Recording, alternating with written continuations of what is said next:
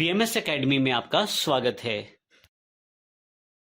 और अब हम इसको प्रैक्टिकली एग्जांपल से देखते हैं पॉइंटर को। पॉइंटर का जो एग्जांपल है पॉइंटर 1.c के साथ अवेलेबल है। इसमें सबसे पहले हमने दो हेडर फाइल्स इंक्लूड की, void main ब्लॉक ओपन किया।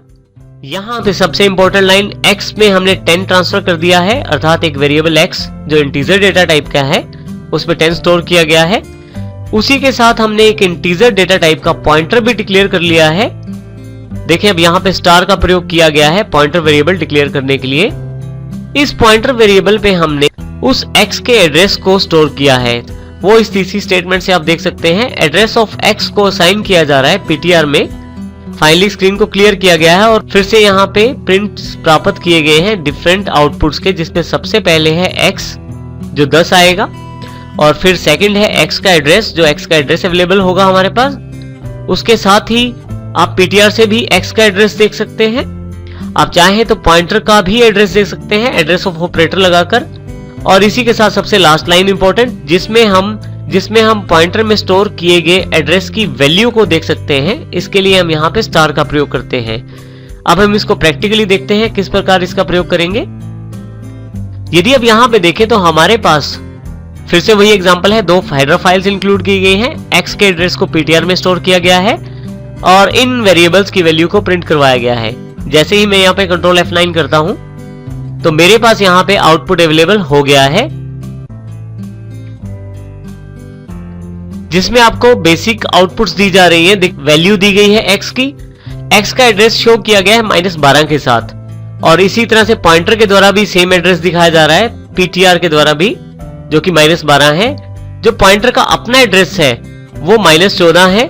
और इसी तरह से वैल्यू जो है पॉइंटर में वो भी 10 है, जो पहली लाइन के साथ मैच करती है। जैसे कि x में वैल्यू 10 है और वही वैल्यू पॉइंटर के द्वारा 10 शो की जा रही है। और लास्ट लाइन ये बताती है आपको कि पॉइंटर ना केवल एड्रेस स्टोर करते हैं बल्कि उन एड्रेसेस में स्टोर वैल्यूज को भी प्रयोग कर सकते हैं और उन्हें देख सकते हैं। तो इस प्रकार हम पॉइंटर का प्रयोग कर सकते हैं। अब हम यहाँ पे पॉइंटर के साथ जुड़े हुए एक इंपॉर्टेंट टॉपिक को डिस्कस करते हैं, जो कि है कॉल बाय वैल्यू और कॉल बाय रेफरेंस।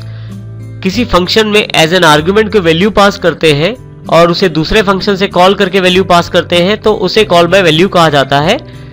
और यहाँ पे यदि आप देखें तो एक स्वैपिंग फंक्शन है जिसमें इंटीजर a अवेलेबल है आर्गुमेंट के रूप में, और मेन में हम उस a को वैल्यू ट्रांसफर करना चाहते हैं तो यहाँ पे एक लोकल वेरिएबल इंटीजर a और बना लेते हैं। जब हम a को 15 यहाँ वैल्यू असाइन करते हैं तो ये 15 वैल्यू स्वैपिंग वाले a के पास पहुंचती है, परंतु यदि स्वैपिंग वाला a उसे 20 कर दे तो इसका प्रभाव मेन वाले a पे नहीं पड़ता है, क्योंकि दोनों फंक्शंस का स्कोप अलग अलग है और दोनों वेरिएबल्स जो हैं अलग अलग फंक्शंस में अवेलेबल है।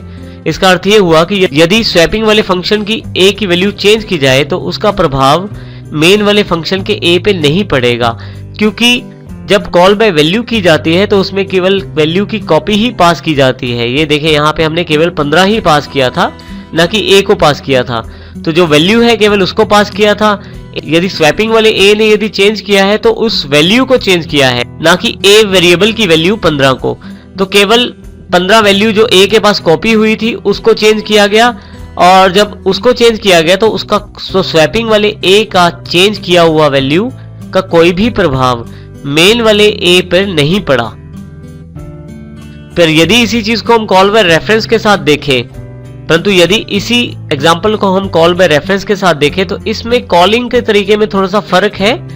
स्वैपिंग में हमने सिंपल वेरिएबल की जगह पॉइंटर वेरिएबल प्रयोग किया है और फंक्शन को कॉल करते समय हमने सिंपल वेरिएबल के स्थान पे हमने एड्रेस ही पास कर दिया है उस a वेरिएबल का जो मेन में शामिल है। जब आप एड्रेस पास करते हैं किसी वेरिएबल का किसी पॉइंटर को तो उस केस में यहाँ पे कॉल बाय रेफरेंस माना जाता है, जिसमें वैल्यू ना पास करके उस वेरिएबल का एड्रेस पास कर दिया जाता है। इसको हम इस तरीके से कह सकते हैं कि अब दोनों का जो एड्रेस है वो कॉमन हो गया है। यदि आप स्वैपिंग वाले वेरिएबल में कुछ चेंज करते हैं तो उसका सीधा प्रभाव मेन वाले a में पड़ता है। इस प्रकार जब हम पॉइंटर के साथ एड्रेसेस को भेजते हैं तो उसको कॉल बाय रेफरेंस कहते हैं, और जब पॉइंटर का इस्तेमाल जब हम नहीं करते तो उसे कॉल बाय वैल्यू कहा जाता है। इसको समझने के लिए हम एग्जांपल्स को देखते हैं पॉइंटर 2.c और पॉइंटर 3.c के साथ।